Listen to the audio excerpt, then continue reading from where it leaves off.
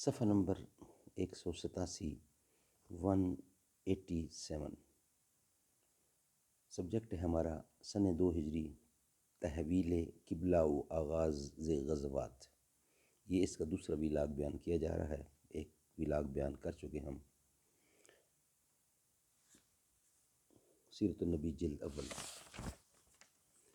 اردو زبان میں سرور عالم صلی اللہ علیہ وسلم کی سیرت پر جامع ترین کتاب سیرت النبی صلی اللہ علیہ وآلہ وسلم، علامہ شبلی نعمانی رحمۃ اللہ، علامہ سید سلیمان ندوی رحمۃ اللہ۔ اعوذ باللہ سمیع العلیم من الشیطان الرجیم، بسم اللہ الرحمن الرحیم۔ الحمد للہ رب العالمین والصلاة والسلام علی رسولہ محمد واصحابہ اجمعین۔ کی محمد سے وفا تو نے تو ہم تیرے ہیں، یہ جہاں چیز ہے کیا لوح و قلم تیرے ہیں۔ قال اللہ تعالی فی شان حبیبی فولی وجہک شطر المسجد الحرام وحیث ما کنتم فولوا وجوہکم شطرہ۔ تو اپنا منہ مسجد الحرام کی طرف پھیر دو اور جہاں کہیں رہو اسی طرف منہ پھیرو۔ تحویل قبلہ نے یہودیوں کو سخت برہم کر دیا۔ ان کو مشرکین کے مقابلے میں مذہبی تفوق کا دعویٰ تھا، اور اسلام سے پہلے مشرکین بھی ان کے مذہبی امتیاز کے محترف تھے، یہاں تک کہ جیسا کہ ابو داؤد میں روایت ہے، جن لوگوں کو اولاد زندہ نہیں رہتی تھی، یعنی وہ لوگ جن کی اولاد زندہ نہیں رہتی تھی، وہ منتیں مانتے تھے کہ بچہ زندہ رہے گا تو ہم اس کو یہودی بنائیں گے۔ اسلام نے ان کے اس مذہبی احساس کو صدمہ پہنچایا، تاہم چونکہ اب تک اسلام کا قبلہ بیت المقدس ہی تھا، اس لیے وہ فخر کرتے تھے کہ اسلام بھی انہی کے قبلہ کی طرف رخ کرتا ہے۔ جب اسلام نے قبلہ بھی بدل لیا تو ان کی ناراضگی اور برہمی کا پیالہ بالکل لبریز ہو گیا۔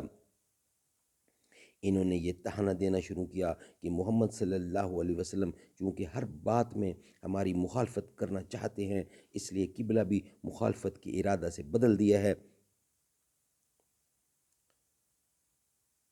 دودلے اور ضعیف الایمان مسلمانوں کو یہ بات کھٹکتی تھی کہ قبلہ بدلنے کی چیز نہیں ہے، اور اس سے بے استقلالی اور تزلزل اعتقاد کا اظہار ہوتا ہے۔ اس بنا پر قبلہ کی اصلیت اور ضرورت اور تحویل قبلہ کے مسئلے کے متعلق چند آیتیں اتری جن سے یہ مشکلیں حل ہوتی ہیں۔ سَيَقُولُ السُّفَهَاءُ مِنَ النَّاسِ مَا وَلَّاهُمْ مِنْ قِبْلَتِهِمُ الَّتِي كَانُوا عَلَيْهَا قُلِ اللَّهِ الْمَشْرِقُ وَالْمَغْرِبُ وَمَا جَعَلْنَا الْقِبْلَةَ الَّتِي كُنْتَ عَلَيْهَا إِلَّا لِنَعْلَمَ من يتبع الرسول ممن ينقلب على عقبه وإن كانت لكبيرة إلا على الذين هدى الله۔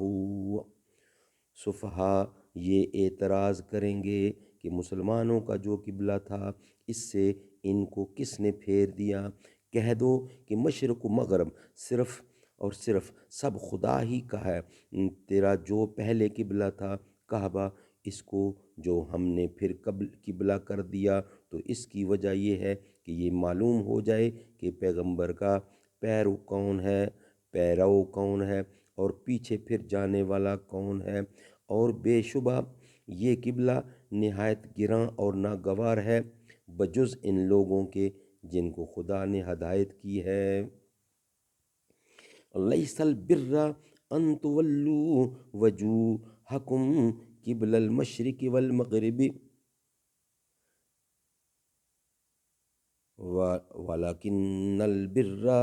ولكن البر من آمن بالله واليوم الآخر والملائكة والكتاب والنبيين وآتى المال على حبه ذوي القربى واليتامى والمساكين وابن السبيل والسائلين وفي الرقاب۔ पौरब पच्छम रुखम पौरब पौरब पच्छम रुख करना यही कोई सवाब की बात नहीं। सवाब तो ये है कि आदमी खुदा पर, क़यामत पर, मलाइका पर, खुदा की किताबों पर, पैगंबरों पर ईमान लाए और खुदा की मोहब्बत में अजीज़ों को, यतीमों को, मस्कीनों को, मुसाफिरों को, साइलों को, ग़ुलामों को आज़ाद करने में अपनी दौलत दे दे। इस मज़मून में जिस कदर वाक़यात हैं वो सही बुखारी हदीस क़िबला नमाज और फ़तह बारी शरह सही बुखारी से माखूज़ हैं। इन आयतों में खुदा ने पहले ये बताया कि क़िबला ख़ुद कोई मक़सूद बिज़ात चीज़ नहीं, खुदा की इबादत के लिए पौरब पच्छम सब बराबर हैं। खुदा हर जगह से, हर सिमत है, हर तरफ है, हर जगह है। फिर क़िबला की तयन की ज़रूरत बताई कि वो इख्तिसासी शुआर है और असली और नुमाइशी मुसलमानों को अलग कर देता है।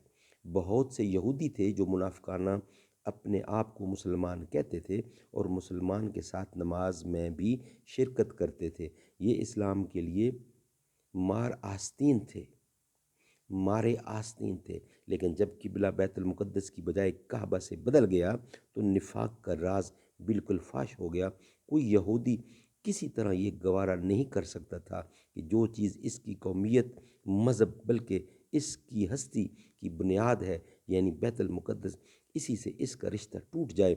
फिर दोबारा खुदा ने इस नुक्ता को ज़्यादा वाज़ेह कर दिया कि किसी ख़ास क़िबला की तरफ रुख करना असली सवाब नहीं, बल्कि सवाब दर हकीकत ईमान और अहमाल साले का नाम है। अल्लाह ताला हमें इस पे अमल करने की